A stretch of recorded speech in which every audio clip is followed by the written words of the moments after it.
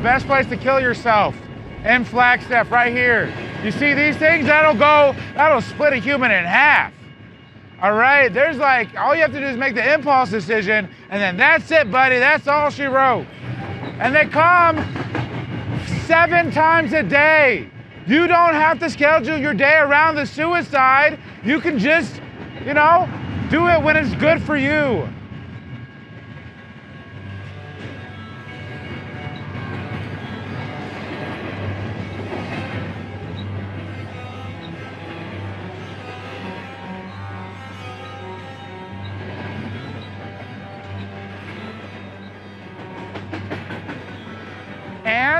And the trains are so long that you want to kill yourself by the end of it. You know what I mean? Like, it hypes you up. You're like, Jesus, when is this gonna end? It reminds you of the futility of life.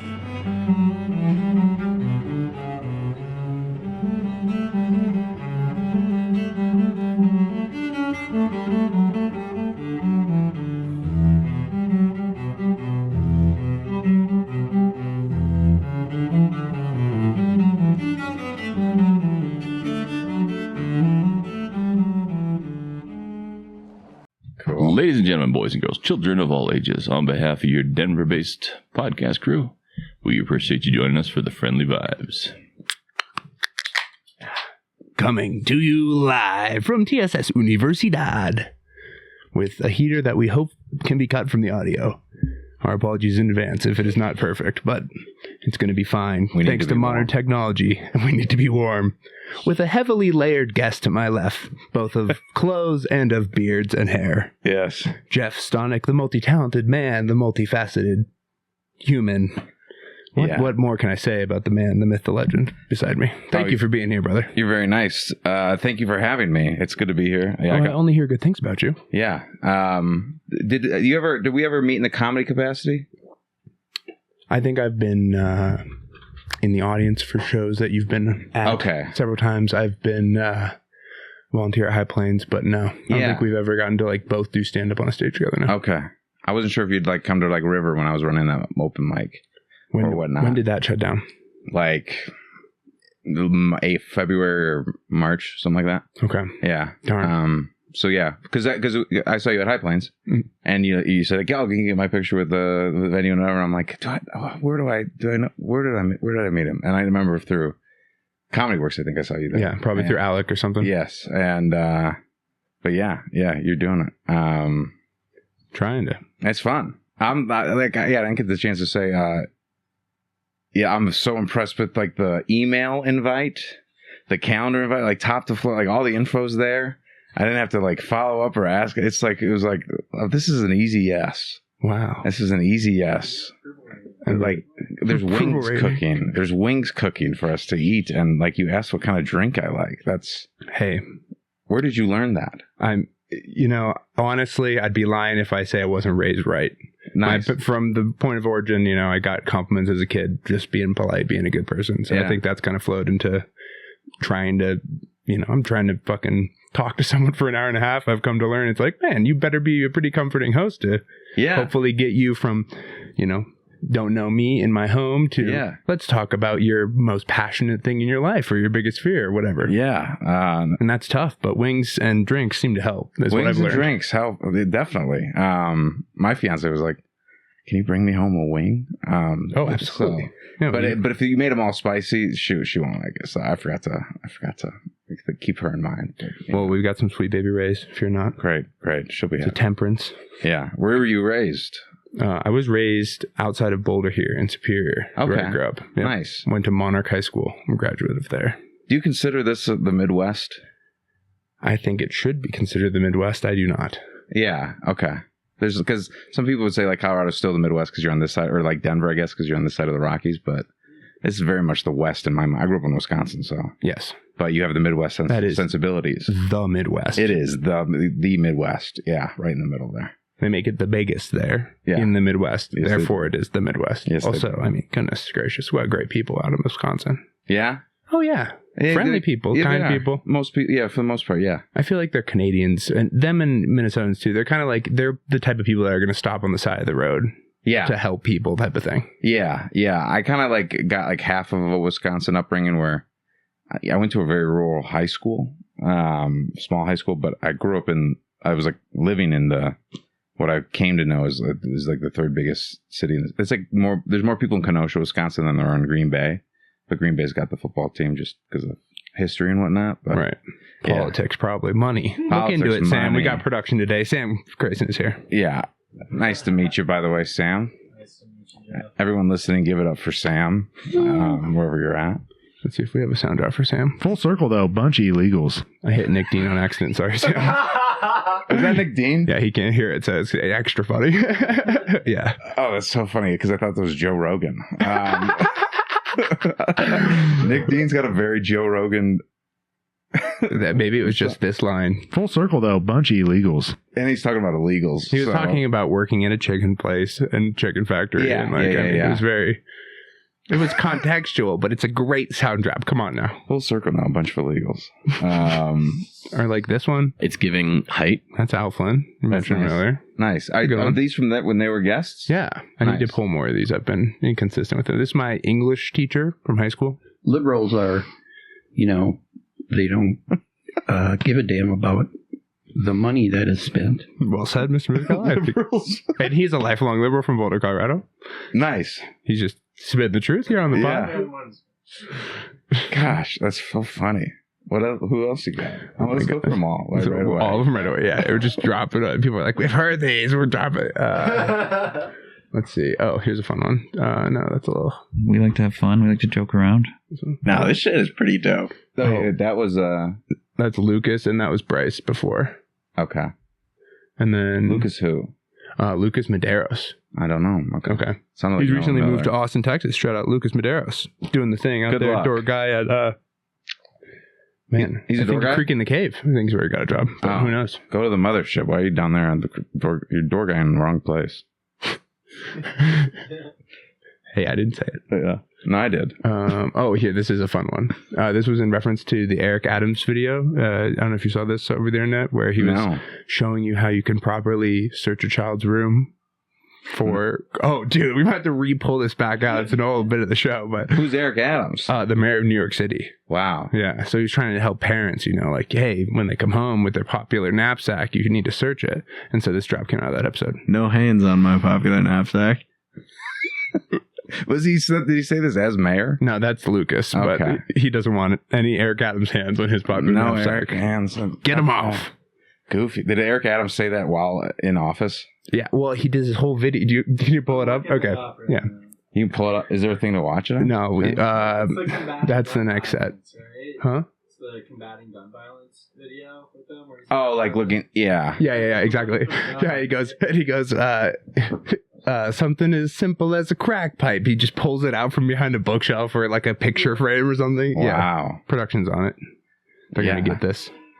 The various items in the room. You can look in the jewelry box. A jewelry box of this nature, maybe a simple jewelry box, but if you look through it closely, you don't know what your child may be hiding.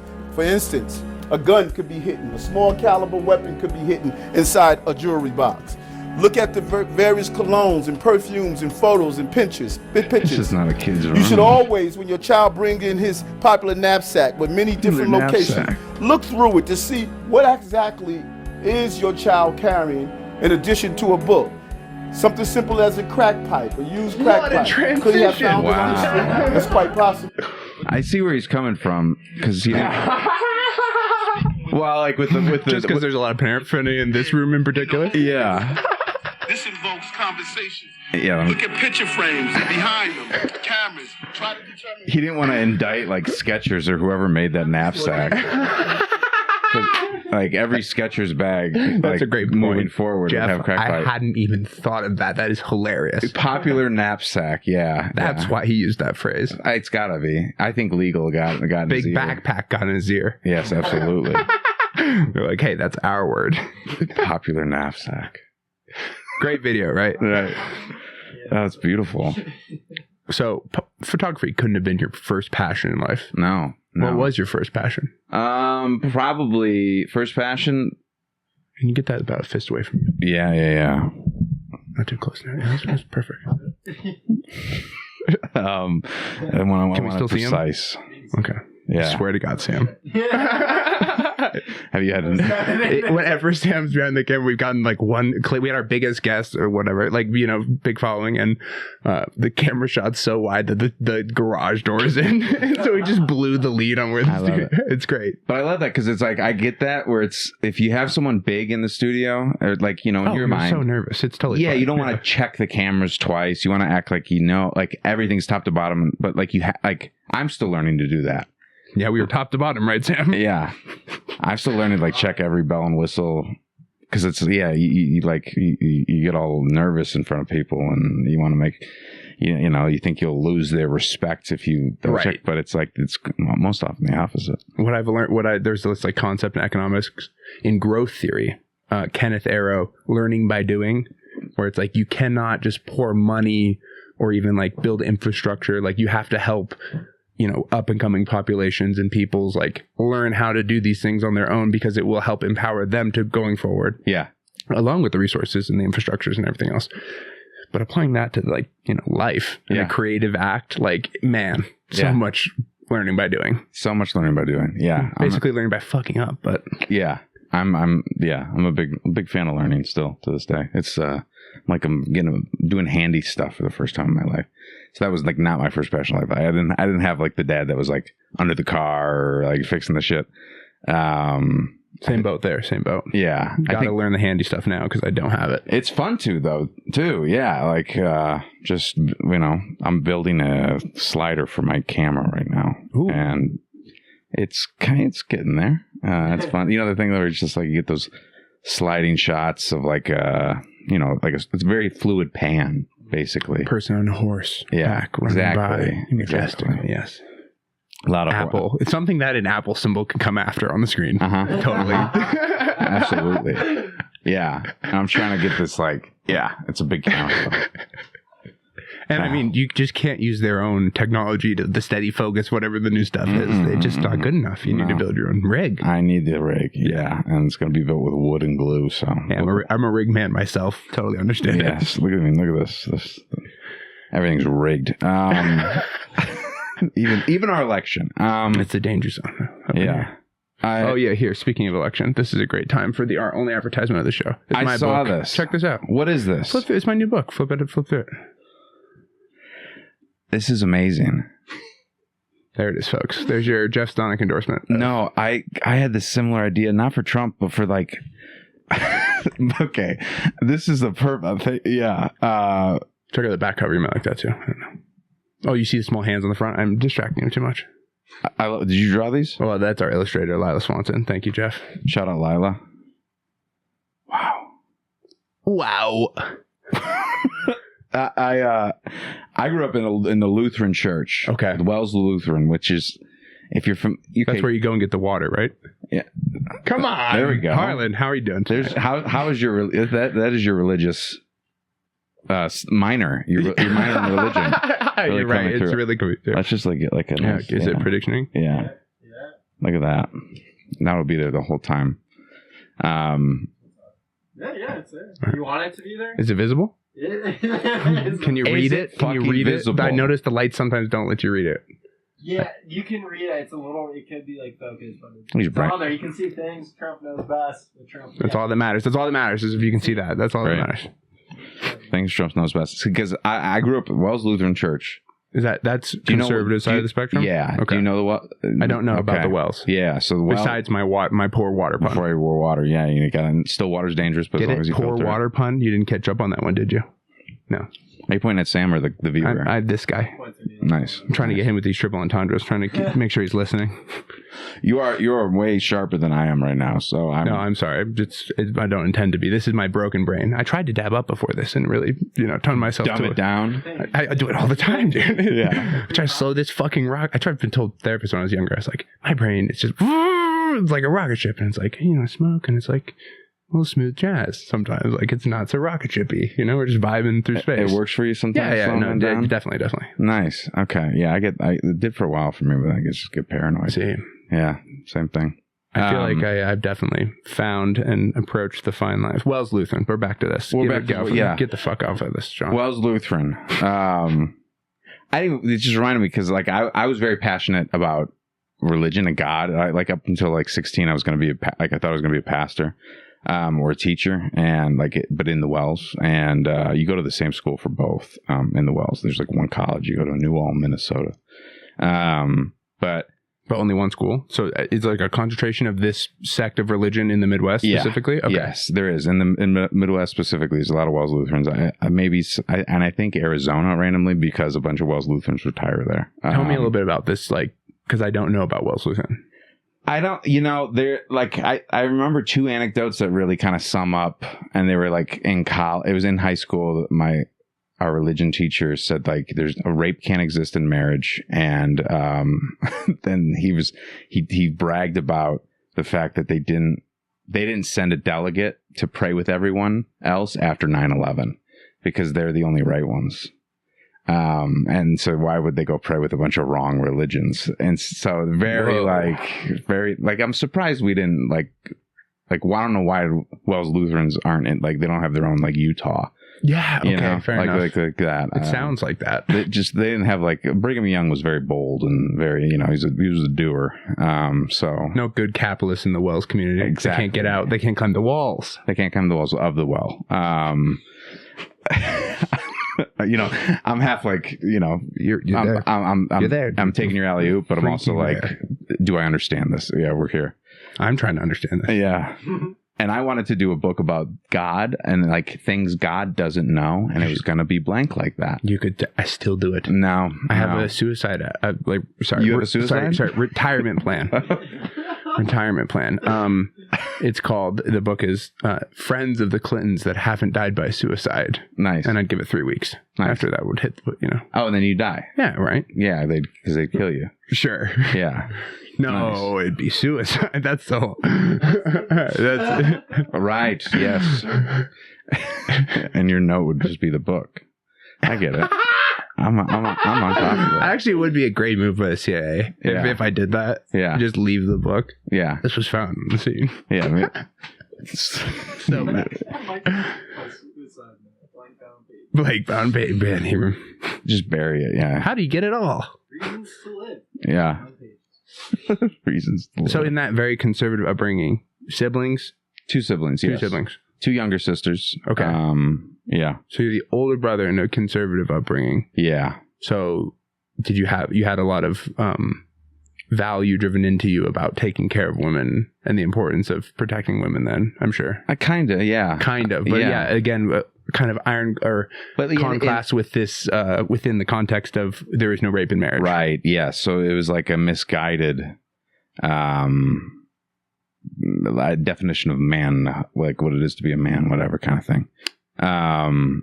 Toxic masculinity is a different kind of thing. A little bit. Okay. Yeah. I mean, toxic, but not, they didn't espouse like that, bad acting, like, or like, put on a pedestal, like people that like hurt others. Like it was just like, the man does this, woman does this, man, because God and Adam and Eve and blah, blah, blah, blah, blah, top to bottom. But my parents weren't I got a lot of that from school.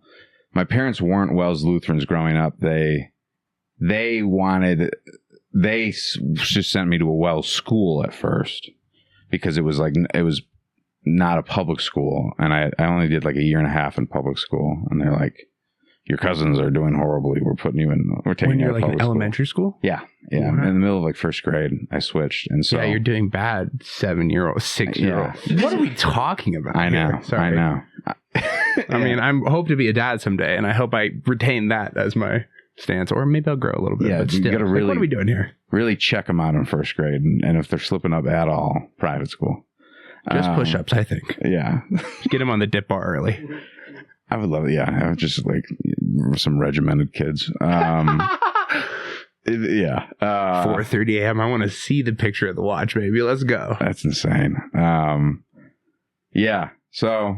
Wow. My first passion was probably religion, because so you understand faith well then, because you've been with yes. I don't have a religion per se, and I don't know anything. The more you know, the more you realize you won't know anything. Wise man over here. Wise man. I was one of the 3, and I thought you were the fourth guy that couldn't quite make it in time because the bus was late. Yeah. I was like, I'm not riding the camels anymore. I was very sick of it, and we weren't up to magic carpets yet. So, but yeah, I have faith in faith. I definitely like know what that can do, and I respected in others that kind of directed towards one line of thinking or one. Even if you disagree with that line of thinking, just because you've seen the power of what faith faith can do for people, regardless of your influence on their faith and faith. Exactly. Yeah. So, do you remember like maybe the first time you saw an example of faith and faith, or felt it in your life? Even a recent. I don't know. I don't want to make you go all the way back, but yeah, I think. I've struggled with just this exact journey we're talking about my entire life. Yeah. How old are you then? I'm 27. I was 27. Yeah, nice. That was when I kind of started coming back to it, I think. Damn. Right around that time. Because it's like, yeah, I think, because I just noticed that, I think, so we talked about fraternity. I joined a fraternity, and that came on the heels of not just like being fed up with religion and being having like the illusion of it kind of just shatter. And so I'm like, but I still directed all that need for like a sense of security into joining a fraternity like right away after the religious high school. And so, yeah. And so I abandoned faith, abandoned everything. I'm like, God isn't real. I know, I watched, up until I've seen Survivor. Yeah. No, it was actually, it was the Cosmos. Oh, with Neil deGrasse Tyson. That was the first time I ever realized the Earth was more than 5,000 years old. I was like 21 years old and like, hang on. I just want to put myself in your shoes. Imagine for a second. that. Yeah. Whoa. Yeah. I was like 21 years old. Are you in a dorm room? I was, it was my study abroad semester. So I was in Italy and with a bunch of people that I was in a play with, and they're like, they're just picking me apart, and it was fun. And, they're like, how old? I was like 5,000, 6, 7. And I was like, I kept adding just 1,000 years every time I kept looking at their faces. Like, what am I off by? Like, was it 8? Is it 8? Oh, my bad. And then they're, just, I don't know if someone told me to go home and watch Neil deGrasse Tyson, like the Cosmos, but I just remember getting like, just walking home, just wine drunk and turning that on Netflix and just mind blown, just learning about how small we are in the cosmic calendar. And Neil deGrasse is standing on the cosmic calendar. Did you bring it up the next day with your peers there in the play? Oh yeah. I mean, they probably brought it up first. Like, oh, here we are, day 5001 or whatever. Like, actually, I've come around to deGrasse's school of thought on this. Yeah, I understand everything now. Well, that can be difficult then to have that all shattered. Well, I mean, did that cause a ripple effect of more things and more belief shattering? A little bit, yeah. Just like, a kind of a doubt of, or a questioning of everything. And, just this understanding, like a knowledge that I moved through the world, taking what was given to me and doing my best in response. And even still with and that wasn't like what I was fed was not like given to me with bad intent. It was like given to me by people like passing on what they believed to be the best because they were given it and had lived a good life and believed they were going to live, forever in heaven. And so I knew that. And then having learned that everything that was, given to me and told, and everything I was instructed was fundamentally not based in any sort of fact and wrong. And it turns out like just a small fraction of what people are fed. And so that was like, it was a lot to wrestle with and a lot to reckon with and a lot to come to terms with. And so it definitely wasn't like it was definitely an existential kind of thing where, just doubt. And how did you combat, like how did you deal with or go through that doubt process? Yeah, I think because did you drop the whole, I guess here's a good way to maybe put the question in perspective. Did you drop the whole veil right away? Because myself, I went from like, raised Catholic to I'm an atheist. And then I creep back into non-denominational Christian and like kind of take my way along through these different explorational journeys of faith. Very similar. Okay. Yeah. And, it's, I think it's, I'm a very like a la carte man of faith, where it's I like this of this and this of this and this of this, and you know, I think it's definitely a way of living now, yeah, I definitely dealt with it in the moment, with just like substance use and heavy drinking and all yada yada yada, and that all blew up. And I think it was like 25 when I stopped drinking. So oh wow, okay, yeah. So it was quite.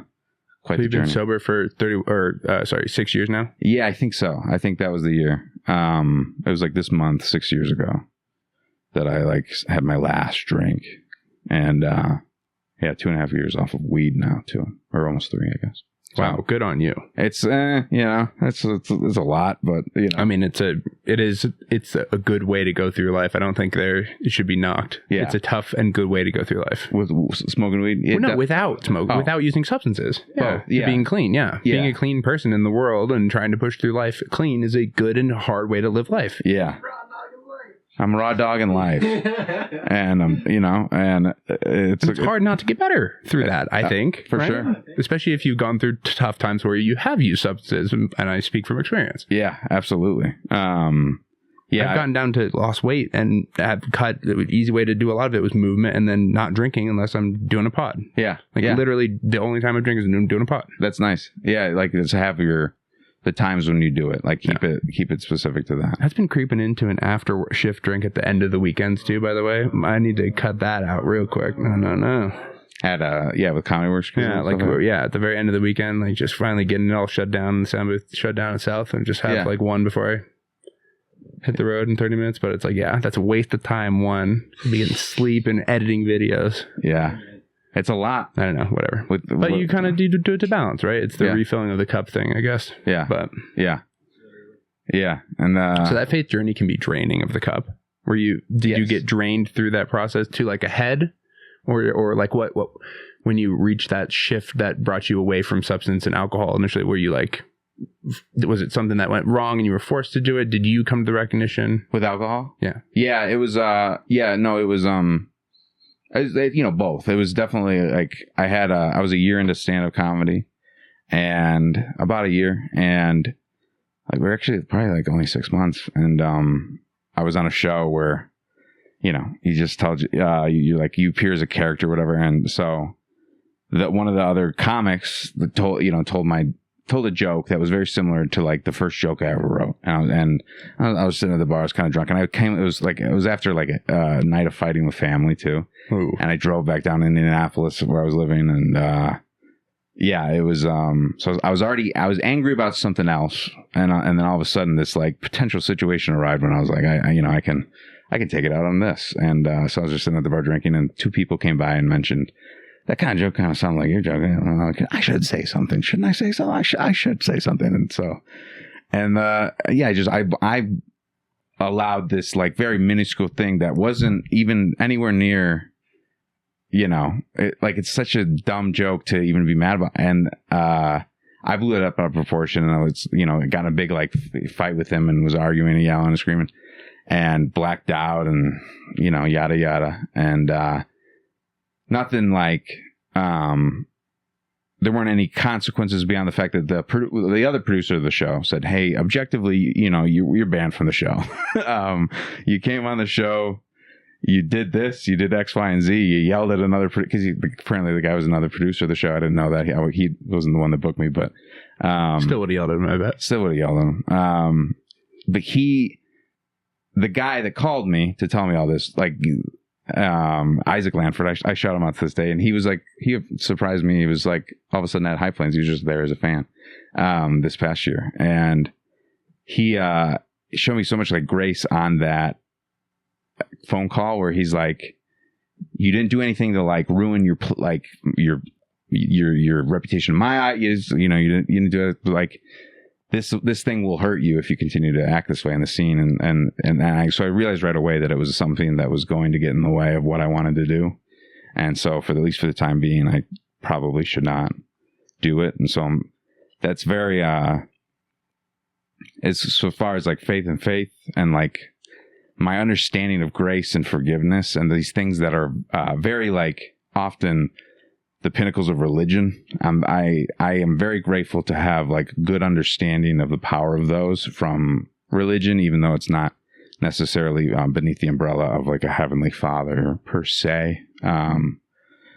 So yeah. And your examples, it seemed like your lived examples of this seem to be non-religious. Yes. Yeah. So yeah. Though that's powerful to tie you back into the faith journey. Yeah. I think that's cool. Yeah. And I think my own examples would be non-faith based. So yeah. Because like very could have easily gone the other direction if he would have been if he just would have even like, because I'm a stubborn person and I'm a very like hard headed, and so if he would have just been like fuck you, I would have just been fuck you twice over, and to the detriment of my health and life and everything like that. So yeah. How old were you at that point that you showed the maturity to not fly off the handle completely? I think 25. Yeah. So wow. I think it was like 25. That's or like 26. That's like almost. You might have only had half of the prefrontal lobe there. Right. It was almost fully developed. I think that was. The almost is what.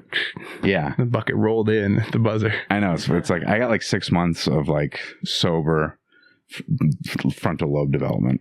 Nice. That's that's paying off to this day. But yeah. When did photography enter your life in the stand-up journey? Was that pre-stand-up? No. So, it was right after I quit weed. Because when I moved out here, smoking was just a way to like, I make friends. I would like roll 10 joints before I'd go out to the mics at night, and I'd be like, "Hey, I'm Jeff. You want to hit this?" And of course, everyone in Denver is genius, by the way. Yeah. So if you want to, inundate yourself in the Denver comedy scene, just bring joints, and so I just get high all the time and whatnot, and so then that was like smoking at the open mics was the best. In many ways, it still is the best, and. Especially there was an old mic called Kangas. Kangas. There's like a place called, I think the bar still exists. It was on Colfax, and it was it would start at like 11:30 on Tuesday. Goodness. On Tuesday, it was like for the hardcores. Yeah, it was pre-pandemic too. I would have never hit this mic with my day job. Right? No, no day job people hit this mic. It was all like people that like the real ones. Yes. Yeah. It was Louis Jesse Ricardo Martinez was there. Corey Stevens hosted it. It was just fun and we'd all just get super high at the end of the night, and it always ended in a roast battle. And like you'd pick 2 of the best sets of the night. So not only did we like go up at like maybe 11:45, you'd hang out till 1:30 because there was like maybe there's something in for it, but it was always fun to watch people like spur of the moment do a roast battle. Yeah, and so that was always the best. And you're involved in Roast Battle now, Roast Battle League in Denver. Yes. It's been fun to hold on to that. And amazing what they've done with the Denver scene, I think. Thanks. As someone that's a fan of roasts and a fan of seeing scenes build, hearing about it, and then learning more about how it's come to be, it's been cool. Yeah. I have a great appreciation for what you guys are doing. Keep it up. Yeah, thank you. Awesome. Even Austin Langley. Yeah. Right? Yeah. He started it in my basement when I was living with Jacob Jonas, and so you get 50% equity right there. Yeah, your basement. Right. Oh, it's a completely unpaid passion project. But, yeah. I mean, I'm just fucking around. Like he has equity. Yeah, I got equity in this thing that is owned by the licensed by a guy in LA. So I got nothing. But we're not licensed by anyone. See that? You're closer to equity. Be happy. You're close to equity. He's actually damn near gonna get some equity. Good. I'm trying to teach my friends about there's nothing stopping you from making businesses. Yeah. Learning how the system works, insulating those businesses with holding companies. Oh God. Like putting those holding companies in non-state taxable states, moving any gains you have through those businesses up to those holding companies. Like there are correct ways to do it under the law. Do it correctly under the law. You know all of that, and this is the book you put out. I mean, it's great, is it not? I mean, hang on. Jeff, you'll appreciate this. I just thought of it. Came to me while you're talking just now. Is there a harder thing than making an upset, like a perma upset liberal woman just laugh? Like really laugh at something? This is how you do that. Yeah, it's and I haven't found a way till now in my life. It took me this long. That is good. That is true. Your hand is to them, they're disgusted. They want to spit in your face. You go flip through it, please. Make it past those bullshit in the front, the acknowledgements. Yeah. You gotta laugh. You get past the acknowledgements. No one ever opens the acknowledgements anyway. Hey. I skip right past it. I try to fit some jokes in there. Come on, why not? Yeah. Amazing. Yeah. I mean, that is valuable information. You should have the guy that started the podcast, and his quote, I put his quote on the front. I wish I could read this book, Makan and Gillette. Is he? No, we have just made a long rant running bet that he can't read, and it's nice. Like a joke within a joke. Nice, yeah, because he could read this book. This joke, and he loves Trump. No. Oh, okay. Well, neither do I. But Makana. I mean, I love Trump to laugh at. Yeah. Damn. Where's Makana now? Like both sides to laugh at this point. Jesus Christ, get it together, y'all. Both of you. He is in New York. Yeah. Kind of stumbled his way into, comedy guy himself, nice. Open micer. Nice. But the place he was working, the bar, he just stumbled in the voice cast guys, Ryan Long, and they walked in there, like open mic place had shut down. They needed a new spot, and so now they're doing it at his place he's working. So nice. He was like calling me. He was like, I just smoke a cigarette outside with I don't fucking so many people I forget. Yeah, but yeah. It's cool. Good. I'm happy for him because it's like, dude, fill up your cup with comedy. Get near it. Yeah. Be a door guy. Go work at a, Yeah, it's good things. Soak in it. Good things. Yeah. Marathon journey regardless. So why not, start getting soaked in it. Such a marathon journey. Just because I'm thinking, I'll circle back to your question. Photography entered my life because I quit weed. And I was bored at open mics because you wait 2.5 hours. And I had a camera, and I was using it for sketches and like videos with like Josh and Jacob and Elliot, but Elliot Weber, because he's the only last name I haven't said, and Josh Emerson and Jacob Jones. Dead Room Comedy. Shout them out. Please, we do ads for people we love here. Yeah, I love those guys. And so I was like, I want to get good at photos because I take some photos. I remember, like, God bless her, Hannah Jones asked me, like, hey, can you, like, I need a new headshot. Can you, like, can we pop out of the show and can you take a photo? And it was so bad. I didn't know anything about white balance or ice. I didn't know anything. And so I'm like, I'll just, like, take this to open mics and learn how to and practice and get better with that. And can help you with white balance with this thing. I don't know enough. It's tough, right? I guess, like, who knows? You'd hit one of those posters in the back. Do one of those things and like click it, the selector. You do a special thing, right? Yeah, a white balancer. Yeah, I think that book would do the trick. Come on now, come on now, folks. The white balancer. No, I'm saying, come on. Okay, yeah. You're all. I mean, it really would work. That's what I was thinking. Yeah, it would totally work too. Yeah, because those clappers. Yes. So you just clap, right? Yeah. And then that sets the sound and the audio and the video on the same track. But you shouldn't just clap with your hands, folks. If you're at home, you should get a clapper. You can, but I mean, like the clapper, I learned it serves a double function because I'm like, why is it white and then why is it had that rainbow bar up top, and that's all these colors that are now in camera that you can balance your whole foot, right?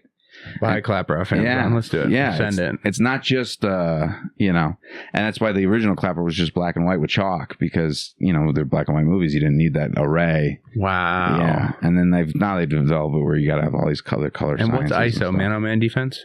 Come on now. Great. I'm not even going to add. I'm not even trying to riff. I'll just acknowledge the great. 1 minute? Yeah. All right. Oh, okay. Well, we're getting the light. Let's just acknowledge one more great. This guy. Thanks for being here, man. We're going to eat some wings. Nice. Is that the end of the podcast? No, this is not the end of the podcast. Okay. This is an intermission. This is intermission, brother. This is incredible setup you have going on.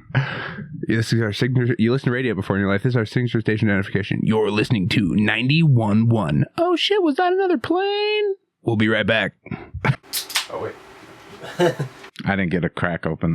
Damn it, I messed it up. We're back. We're live. We're sad because I missed my cue, but we're learning by doing. Belly full of wings. Cheers. Cheers. Absolutely. Cheers, Sean. Cheers. Happy to the wings. Delicious wings. 2 zebras. Just run in there and grab a towel. Mm-hmm. Yeah, go. You're good. I give it 2 zebras out of 5 pandas. Oh. I heard that was your ranking. That's the right. I mean, sure. No, that was a riff. But yeah, what do you think of the wings? Genuinely very good. I like the crispiness, and then you could like taste the char a little bit on the side. You didn't need them wet, but the wet, you had a good Kansas City barbecue hot sauce to accompany it. I was like a vegetarian for a few years up until like January, so the enjoyment of wings is still like a thing I'm returning to. And, yeah, so even with that, but yeah, delicious. What drew you to being vegetarian? I was dating a girl that was vegetarian, and so I'm like, I'll give it a go. Yeah. And and then we broke up, but I kept doing it just because I learned how to eat. Not gonna let those guys fucking prove me right, huh? No. I was doing it for me the whole time. It had nothing to do with her. This was my thing too. Did you like get into it? Are you like more a fan of greens than you were before? Or? A little bit. I started to like really anthropomorphize an animal and really like get in its shoes or its hooves, and like I'm like, these poor things, I can't. And then one day it just that turned off. Like it just went away. It went away like almost overnight. It was a little bit of a podcast, a guy talking about meat, and then it's just like I was like, yeah, I'm done with that. I'm gonna go to eat meat now, and that was it. What was the first meat back? Something easy. I think probably like chicken or something. Because I did do another period of it in college, and then it was like less than a year. And another woman involved then? I don't even think so. Okay. I don't know what it was. That was just being cool. And growing my hair out. For love. Yeah. And ethical. That was his ethical stage. Yeah. Ethical. There was the beginning of my ethical life. There it is. Still in it. You're like, I haven't stopped. Stop genocide. No good. Quote me. No good. It's in the book. Cheers to Trump. Cheers to blank Trump. Yeah. Let's hope this is the policies he follows through with is what's contained in here. From your book. My first meal back that time was like a huge messy cheeseburger. Wrecked my body for a little bit. Several days you're paying for that, probably. Yeah, it's gross. Do you have an all-time favorite food? I love, for some reason I really like scallops done right. Those are scallops like done right, a nice scallop. How do you like them done? Just correctly, kind of pan, like an iron skillet. Yes. Or they can be good on the grill too with a little lemon, and I for some reason I really enjoy those. They do taste so good. Yeah. Melt in your mouth, butter. Yeah. That's like fancy. Like I never eat them, but if on special occasion, they're good. Some billionaire drops them. Yes, they're like, you can here take it. Photographer boy. Yeah, that's the fun thing about photography is I'll go to these events, and like recently there's been 2 events in the Cherry Creek area where, they could like throw me some pocket change and change my life forever. And totally. Like the one guy had a Lamborghini parked out front on this event and was like, the DJ's kid was taking a picture of it, and I was like taking a picture of it, and they're like, send it, And I was just like, I should be asking for more money. I'm not, it's like, this is insane. And then the reason I thought of it was because he's like, yeah, you should here's my, there was one of the guys working the event, like, here's my, seafood restaurant I own down the place. Come by sometime. And I'm like, I could never afford. I looked at his menu online. I'm like, there's no way I could ever just come on by, and like, you remember me? If you don't remember me, then I have to leave now because I can't afford anything. Right. I need you to remember me, and I need you to think that you told me. Bill better be here. Yeah, I think I need you to think that you told me that you would just feed me for free. Right. So isn't the extremes and the way that like you feel as someone who's like not on the high end of the extreme, because I feel this too, and being close to people that are very well off, but also like have an appreciation for like the earning of what it takes to be that 100%. On the side of it in a lot of circumstances, not all. They like, it feels like from the lower side that you're like not a person to them a little bit, but a lot of those people are like really kind about their generosity towards everyone. Yes. So how do we fix that perspective being flipped? Because I feel like no good comes of that. And there's like so much social good that gets, that doesn't get followed through with because there's this societal like pressure that isn't real, that's manufactured because of a class divide. Yes. Is it only fixable through money distribution and transfer programs? And I mean, if you brought me on and expected me to know how to answer that, I don't know a goddamn thing. Welcome to the show. What do you think? That's the show. You'd like to think if you get a bunch of money that you do right with it. But yeah, I feel like sometimes I think it takes like a certain amount of like you got to turn it sort of, like I feel like the people that made it and have a bunch of money, if it didn't like come generationally, like you just have this part of themselves that they either never had or they know to turn off, which is like I can't say no. If someone just asks for photos and like whatever, it's like I don't have the thing in me that always demands money left and right and is always thinking about that. I'm more concerned with the human exchange in that moment or not. I enjoy that, and I just feel like like the people that have money and made money, like every moment they're like, no, 20% on the tip, not $5 because it was a $6, or whatever. It's always like it's everything like that is like to a T in an almost robotic way, and I don't like that way to live. I don't have that way. That doesn't seem fun. It doesn't seem fun, but then they're in Croatia on a yacht, and you're like, yeah, that kind of looks fun. It's like, oh, I'm in one of those boats where the net is in the middle, and you get but can they think with their mind, Jeff? No, and that's fun? Probably the joy of it. Wow.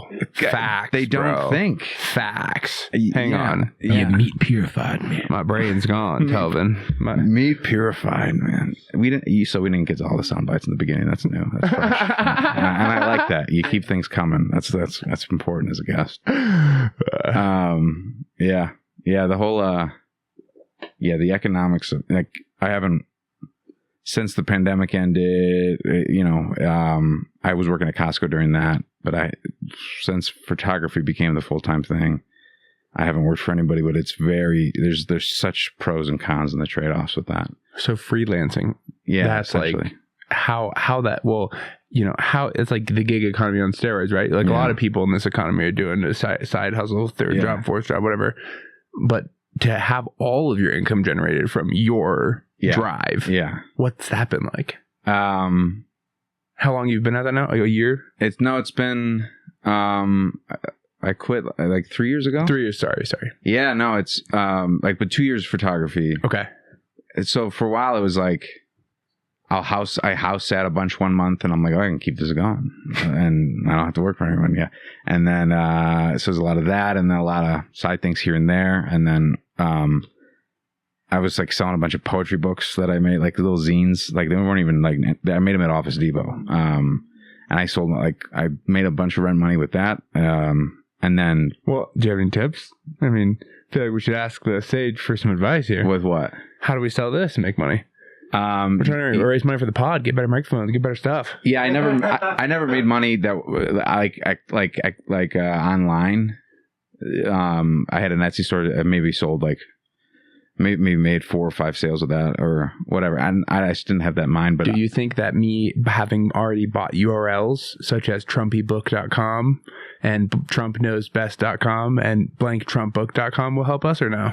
I mean, it's gonna. You're 3 steps ahead. Okay, 3 URLs ahead. Yeah, if you get, I mean, I have those 3. We need to build the website. Yeah, but run ads. I guess I don't want to run ads, dude. Fuck that. Well, then you're not going to sell anything. You're not going to sell anything. So that's my point. So we don't need to. So there's no organic way for me to get on CNN with this book. No. Oh, come on. There has to be. You don't think so? His lack of belief is going to propel me to CNN. Do you really not think so? Yeah, if you want me to play that heel in your life, you'll never be shit with this book. And then if that motivates you to do things beyond your wildest dreams, I'm happy to play it.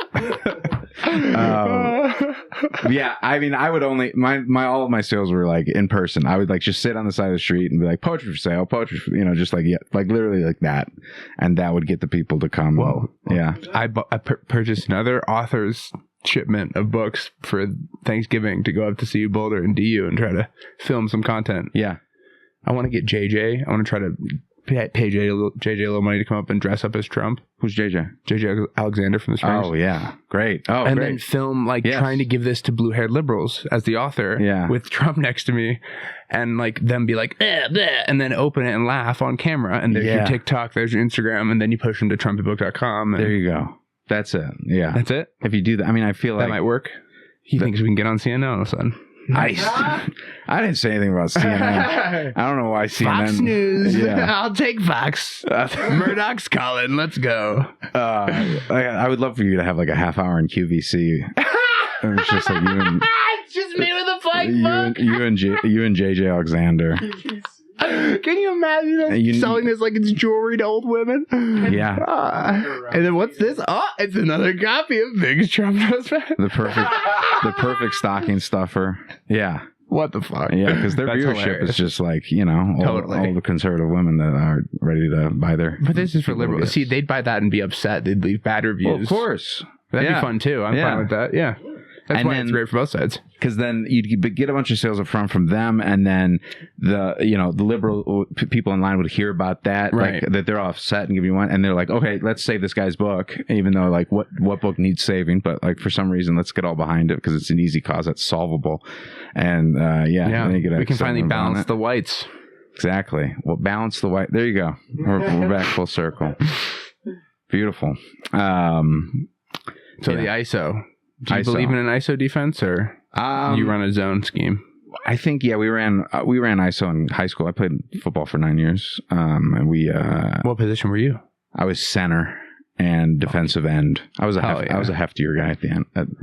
I'm a line defensive end, line player for 7 to freshman year of high school. Nice, yeah. Why freshman? Why'd you quit? Because I was shit.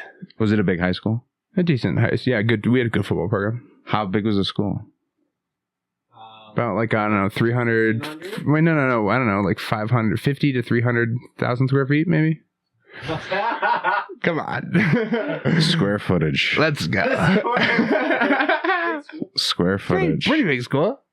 I know that's a big range I gave you, but yeah. I gave him like 7 schools within a school as a range. You just told me your whole school existed within a 1-bedroom apartment. I gave 50,000 to 300 like an Amazon warehouse to like 7 Amazon or 6 Amazon warehouses.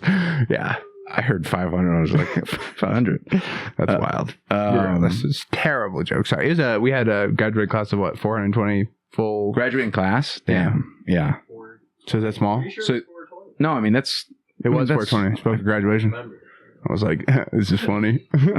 We should all smoke. And I gave a speech semi-high to 5,000 plus people. You're valedictorian. For the record. No. Why'd you give a speech? Because we gave a speech. We competed to give a speech. We wrote a speech and gave a speech. Me and my buddy, my debate buddy. Yeah, and you gave a speech to the graduation? Yeah. Nice. What was your... At the First Bank Center. Do you remember any of your, like, fire lines? Oh, dude, there's a video. We could pull it up. I think if you pulled up, like... Please, God, don't pull the video up. No, I don't even know where it is. Try to remember something from memory. It was like, we tried to be funny about it, and we set it up as like a debate between him and I about like the merits of this graduating class and That's things. Fun. Yeah. That's a creative spin. Yeah. Yeah. Yeah, 420, that's a bigger graduating class. Mine was like 67. Okay. So it was small. So you could play football. No matter exactly. who you were. Yeah, I was like, there's no stopping. Like, they need the bodies to get, hit and so take the hits and stuff. Yeah, it was fun. Center's fun. You're like the boss of the offensive line. A little bit, yeah.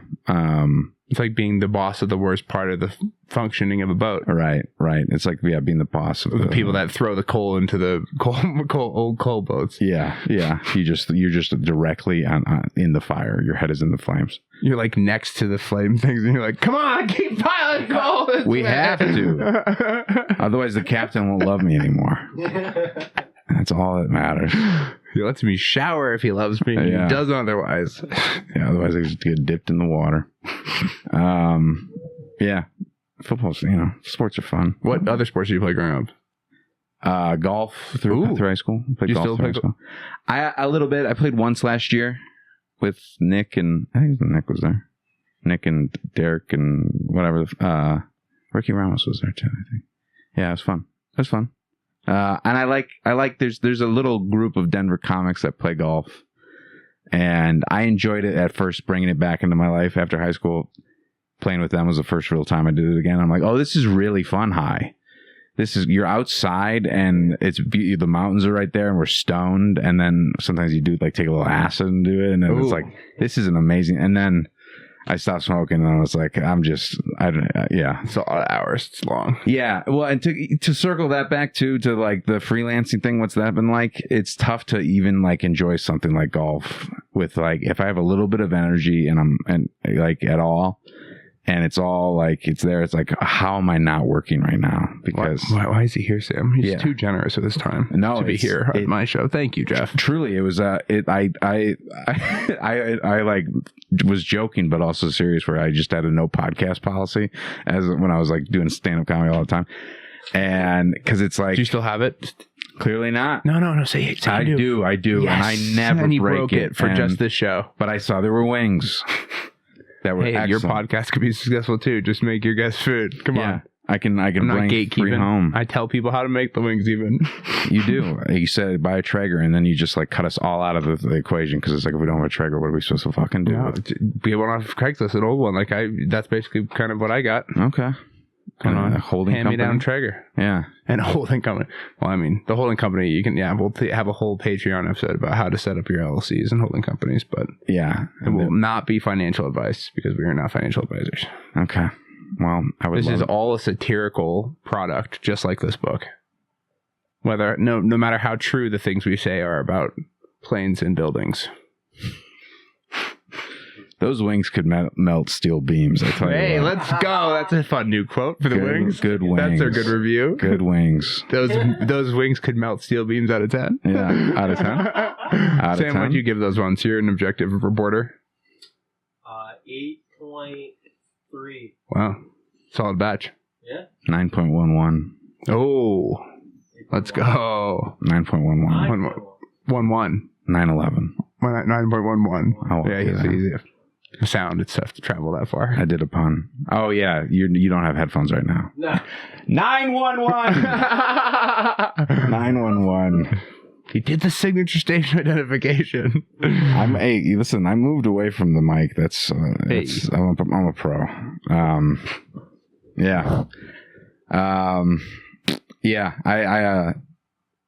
it's been a while since I've been performing stand-up comedy. So you pulled back from podcasts. I appreciate you giving us your time as a freelancer. Yeah. You've been a stand-up for 6 years now? 7 years? Yeah. I know. I was 6 years in March, I think. Fuck yeah. Or 5, 6. But that's when I kind of stopped. Okay. And it was like a deliberate choice to stop performing. And because, for 6 years, my life was oriented around what open mics tonight and what performances are tonight, what shows are tonight. And then with photography, then came the videography, and then came like these longer ideas for documentary work and wanting to do those well. And I was like, it's really tough to do both well.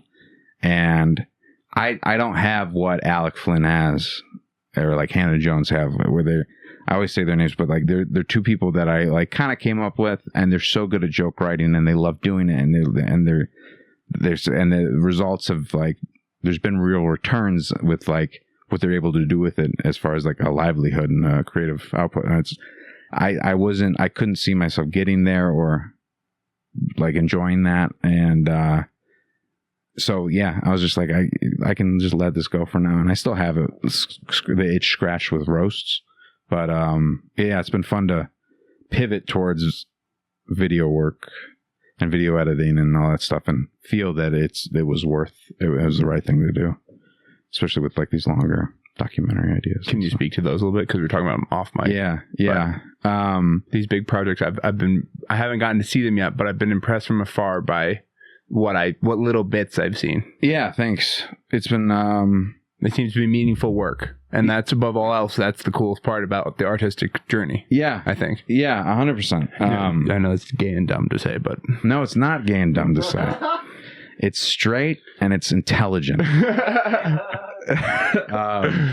I put it in the book. Put it in the book. I had ideas. So, I mean, like I mentioned, filming sketches with Josh. I met him like 6 months before his mom passed. And also growing up, it really like even Josh Fournier, who the documentary is also about these two Joshes that do comedy and they're both Navajo, and it's like learning like the vast dichotomy within these like buzzwords that exist is and the fulfilling life they're both leading in different directions is fascinating to me. And I learn and I love. I've said that I would love for my career to just be working with my friends and like showing in a cinematic way their stories. And you grow up in the Midwest and it's like you learn about Native Americans. It's like, oh, that was the thing with the Pilgrims, and then yada yada yada. They don't exist anymore, and there's some like land around that belongs, you know.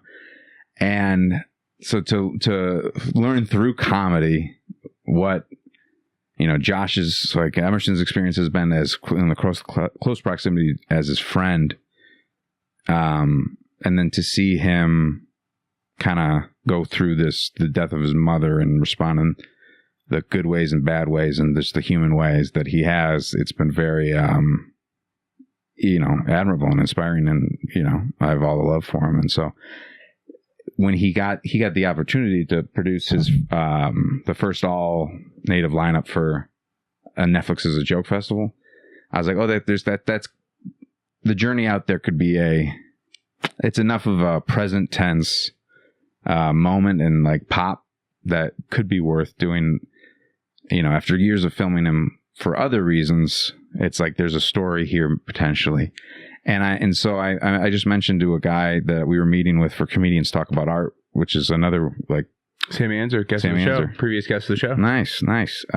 Pre-video guest of the show. Pre-video. With Ed Bell. They promoted their Residual Income album when they were on. Nice. Yes, at Comic Sense. It comes on my car every time I turn it on. And I joke with them every time I see them. I say, oh, it's on your side, or oh, it's on the other person's side.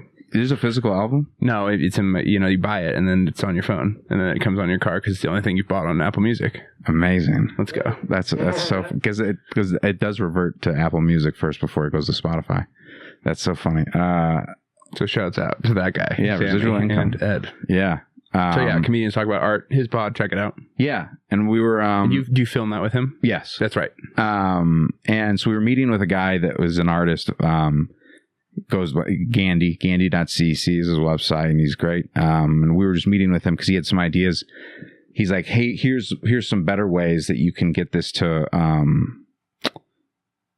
work as a show for the artists out there, for their community, and it's got to like check these boxes, like, you know, really like, you know, center little things like center the art in the frame of a reel, and, you know, give the name and title below. It's just all these like little bells and whistles, and then also like more of like some pathos behind what we were trying to accomplish.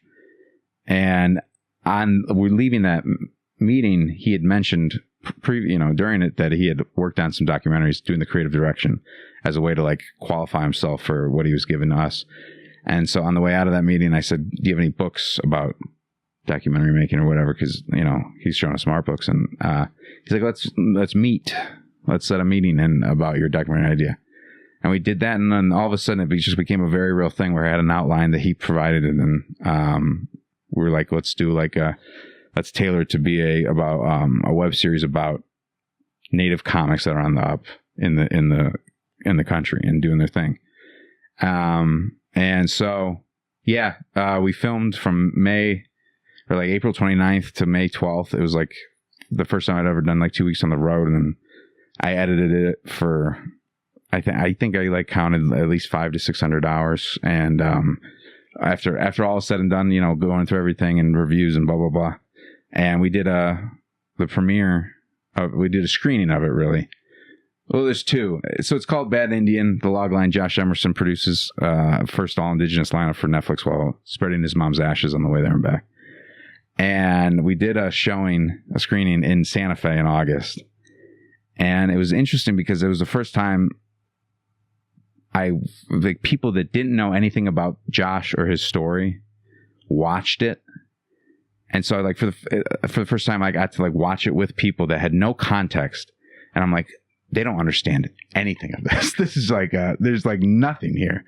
There's no like real explanations of what even Bad Indian was, whatever. Like, And they're all things that I had in my head in the editing process. And I made the mistake of assuming it, just like imbuing that into the footage rather than knowing that the context needs to be explained around this.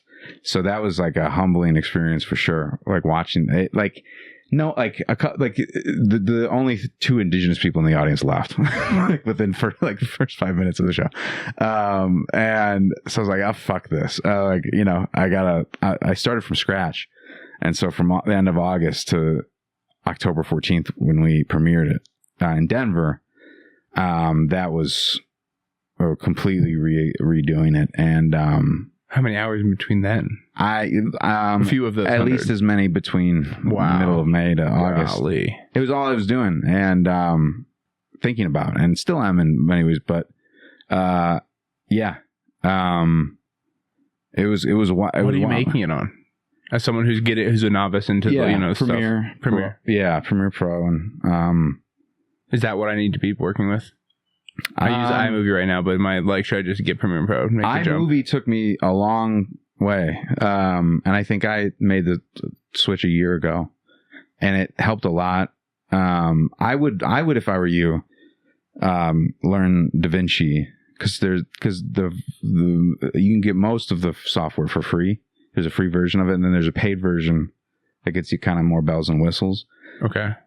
And it's the value of that is that it's a one-time payment of like $300 rather than a monthly fee of at least $20 for the Premiere by itself, or like $50 for the whole Adobe package. And then the coloring ability, white balance, above and beyond in DaVinci. Like it really is like, I think Adobe's trying to catch up, but they don't have anywhere near like if like I started coloring a little bit on DaVinci, and it felt like they were pulling data that didn't exist in the other platforms. What you could probably doesn't. It's really crazy. Fake data, and they're throwing it on there. AI, and not even white pixels, fake pixels. Yeah, immigrant pixels made to look white.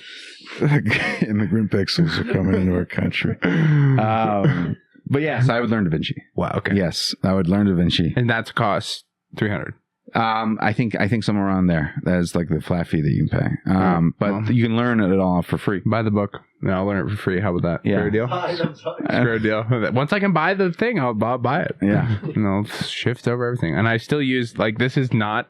I started this up today and I realized it hasn't. The firmware is version 1.0000. I haven't updated the firmware since I got the thing. Been using it for 3-4 years, just on base firmware. Sounding great. Post stuff is done on open source Audacity software for audio. It's easy to forget that you got, there's firmware I can update. Yeah, that I can my cameras for a while I didn't do that, and I was like, oh yeah, that the thing they said really matters. You can make this tool that you have so much better, and because you take it for granted when it's like an app or whatever. Oh, it tells me it needs to be updated, but when it's a camera disconnected on its own little But then I see this reel about one of my favorite songs of all time, by Gorillaz. What's it? Feel Good Inc. Yeah, and how they made it on. It was made most of the sounds of the song was made on a hardware piece of thing. Yeah. And that was just the bass setting that came on the thing, the rock setting. So it's why would I update the firmware from 1.0000? It's this is the rock setting. This is the intolerable setting. I have to make my feel good. Yeah, this is making feel good, is it not? Yeah. Are we feeling good, folks? Yeah, it's amazing how we'll convince ourselves of anything. Why not? Let's have let's keep a little humanity. Let's not have the computers have all the fun. Yeah, yeah. It's certainly. This just speaks to their genius. Yeah, that is true. That's so true. And yeah, I mean, you can do everything. I feel like I told a lot of things well with what I had, and I've since upgraded to a Netflix standard camera. What is that? It's an old one. It's a Sony FS7. Okay.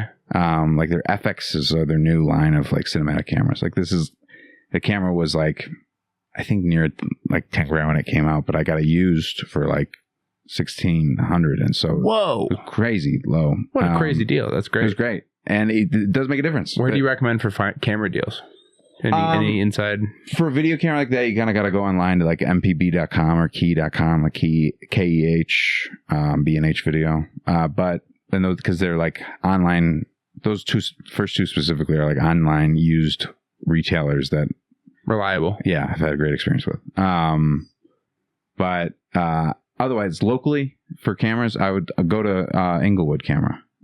It's just like probably 15 minutes from here. It's right next to my main job. Or is it? Yeah, nice. Where the place I work at. Okay. Have you gone in? Yeah, I actually went in there to get a case before I had to fly to Austin. Yeah. With this camera to film one with my uncle. Yeah. Down there. Yeah. They're great. Awesome. Good people. And happy to give money to local small business like that. Yeah, it's I've since made a point since started photography to like look for the like search photography stores or camera stores, and when you visit a new town, and it's cool to see that like there's a subculture exists. Like I have the film camera I have. It's like from 1984, 1983, and I was in Chicago at the time when I recognized that it was kind of like the focusing was off. So I went into a camera store there, and they recommended the same guy that Inglewood Camera recommended, because there's one guy in Longmont that knows how to fix these cameras almost more than anyone in the world right now. And he's so old, and he's an old guy, and he's got these the turnaround time's like 3 months. Go learn from him, dude. I'm really thought about it. Go be a Padawan. Go lay down a robe at his doorstep and say, "Let me learn from you, Massa." It's completely my line of next thinking movie. Too. Yeah, make a self movie. Well, that's the thing. It's like, Survivor Man. Remember that show where the guy filmed himself out in the wilderness? You film yourself with an older guy learning his ways with film. That's great, because that's a marriage of like my two options. Where I'm like, do I make a video about this guy, or do I learn from him? And I'm like, there you go. That's great. There's my holding company. There it is. Like, and I holding company is now just my placement for like what and I don't. so that's the term. The funny thing is, I don't know, and you think I know, but that's the fun vibe. Isn't that the whole game of it? The whole game of it all is that some people think some people know, and nobody fucking knows. Yeah. And then some people get money because they're better at telling other people or convincing other people that they know. Yeah. That's the whole thing. It's the whole thing. Yeah. It's amazing. But only Trump knows best. By the book. By the book. Can't believe I've been brought in here to hawk your book. Hey, dude, we don't have ads for years. Now we've got something to add. We're sorry. Absolutely. How many... Trying to spread liberal joy this holiday season after a tough election cycle. Yeah. God. Bring something with Trump's physical form on it. They'll love it. He's got small hands. It's comically funny. And there's a brain with his hair on the back. Just zoom in. It's going to be a highly pixelated image. How many copies did you order? I think you're at like another 100. That's great. So yeah, that should be enough. I hope it's not enough. I hope it's not enough too. I'm sure we have to. Yeah. Yeah, when I was selling those poetry zines things, I sold out so fast because it was I sold a lot through Mutiny too. Okay. When they were on Broadway, right? They would buy them for. I think we each ended up making $4.50 a copy based on what it took to physically make them with the materials. And then they bought them for like $8 a piece, and then they'd sell them for like $12.50 or $12, whatever. Oh, I don't feel so bad about 15 now, Sam. Huh? No, I think it's perfect because they would resell it so well, and like there was such a community at Mutiny, where it was a very rare thing that I would sell out weekly. I'd put 5 new in every week, and it was great. It was very gratifying. But and then So instead of hand making it at Office Depot, I made my first little photography zine at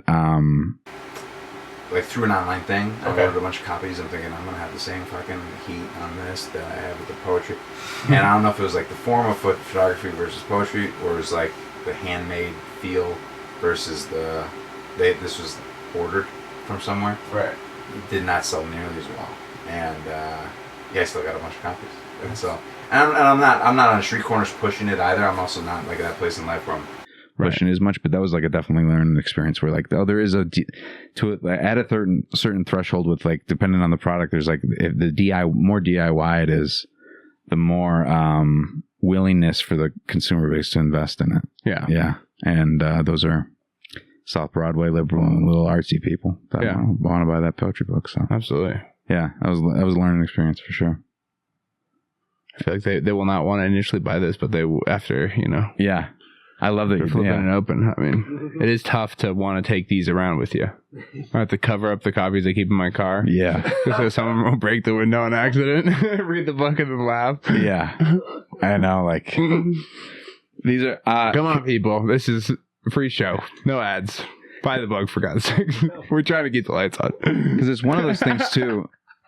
It's one of those things, too, where it's like, there'd be a great value and there'd be a punchline if you were able to sell it like in a sleeve where they can't read it, like when those books that are in like comic books or something, and it's like because they you got to buy it. It's because it'd be so easy to read a comic book in store, but because like if they open that in a store, they're like, I get it.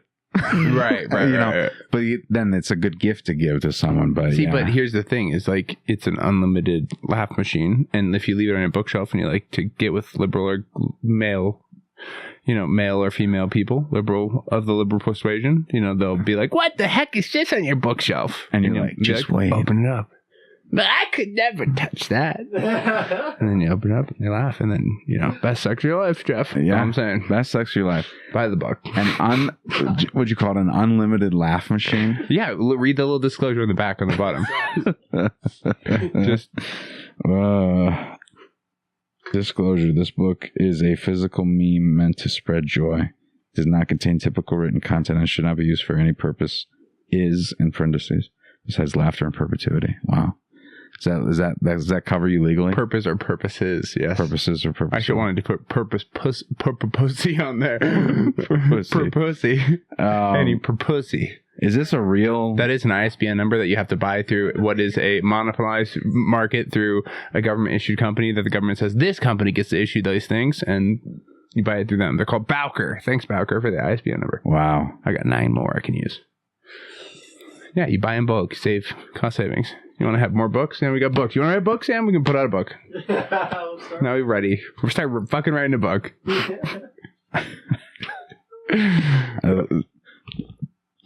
I'll read this second from the bottom paragraph. One page that's filled is about the author. And there's an acknowledgement. Oh, no, the acknowledgements is the one on the front. We did this last episode. There's one funny paragraph, I think. Since late 21, Sean has hosted a podcast. Not that one. It's in the acknowledgements. I fucked it up. It's in the front of the book. Well, I really want to read that one. Acknowledgement? This one? Yeah, that one. I need to thank the liberal public school system in Boulder, Colorado for sending me home each afternoon with new ideas of the world around me, eager to argue with my then relatively conservative parents each night. Yeah, that's great. My parents, same way. You go to college and you're like, I fucking know way more than you, Mom and Dad. Are you ready for an education? Yeah. You guys don't know shit. And you just put it down. We don't need it. No, we do. Yeah. We do. I want that. I want it there. Yeah. Well, you're going home with one, Jeff. I hate to tell you this now, but you're gonna go home with one. Good. That's your gift. I'm gonna have the best sex. I'm gonna bring 3 wings home and a Trump. You're gonna and report back. I want to see the report back. Yeah. Oh no, she works in the morning. I'm gonna wake her up and be like, hey, it's winging sex time. I'm gonna get a snap of just dripping. I'm like, where's that coming from? Just mysterious dripping. We haven't stopped coming in days. Send the paramedics. I'm out of jizz. I read this book. I saw this. Thank God it's blank. I needed somewhere to put all my cum. The pages are stuck together now. Just like this book is stuck on my mind. Yeah, there's our video. Yeah, for sure. There's something there. Yeah. And thank you. Get the fuck out of here. Yeah. You're done. You sold the book. You got your video. No, I do want to try to get you out of here early if possible, though. No, you're fine. Too long. Yeah. Is there any like segments or questions or like anything like that? I've been trying to dig into you and your life a little bit, and I think we've gotten a good grasp, to some extent, but not really. Tell me a little bit about your like arc of school and stuff. Did you enjoy school as a kid? Yeah. In high school? Yeah, I was like You seem like a curious, like engaged person. So yeah, I was one of those B students where I just too cool to get A's. Didn't want to try. Yeah, a little bit, and busy with extracurriculars and a little bit of everything.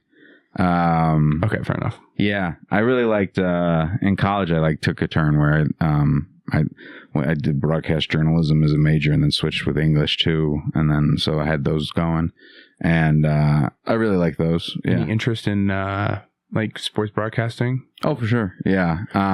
Is there any way that you and I could do some? Because I have a huge interest in this. Can we make something funny skit wise with this? Because yes, that sounds fun. Have you done any of that? I've done just dip my toe in it really, but it's always been something that's fascinated me. It's fun, right? Yeah. And then I learned though that people that do sports broadcasting, you just move to Rushville, Indiana, and then you cover high school for 6-7 years and hopefully get brought up to a bigger market. And I'm like, oh, I don't want to do that at all. Right. Correct. I only picked broadcast journalism too.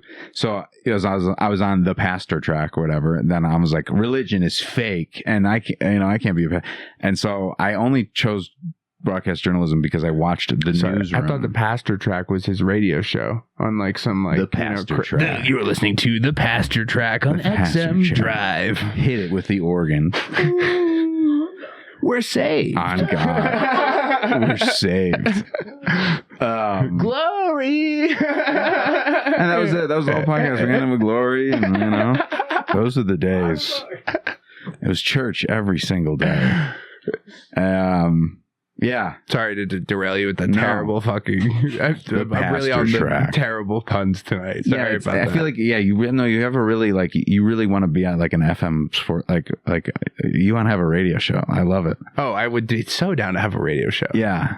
There's barely any viewers for it or listeners. Oh, dude, that sounds like I made for it. Yeah. according to the YouTube comments, there was a YouTube comment recently that was like, "Is this the least watched podcast on the internet?"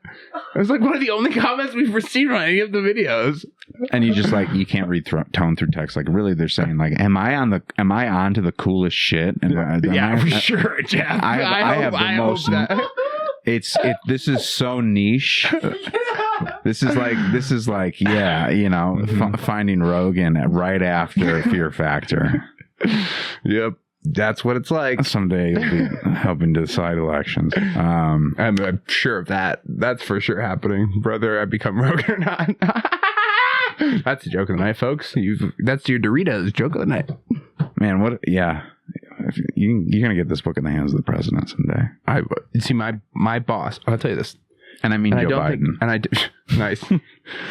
Kamala Harris. Do you hear that they want Joe Biden? Kamala Harris's media director said this week that they want Joe Biden to step down to let Kamala be the president for the last 3 months. That's crazy. That's what I think, dude.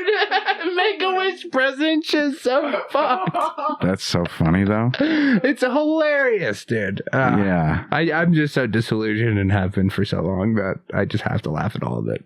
Yeah. Have you ever That's how you get a blank book, folks. Yeah. Are you into politics at all? I was way too young. Yeah, for sure. In high school, I was way too educated about what was going on in the world. And then you get really fucked up learning about for sure what happens. Yeah.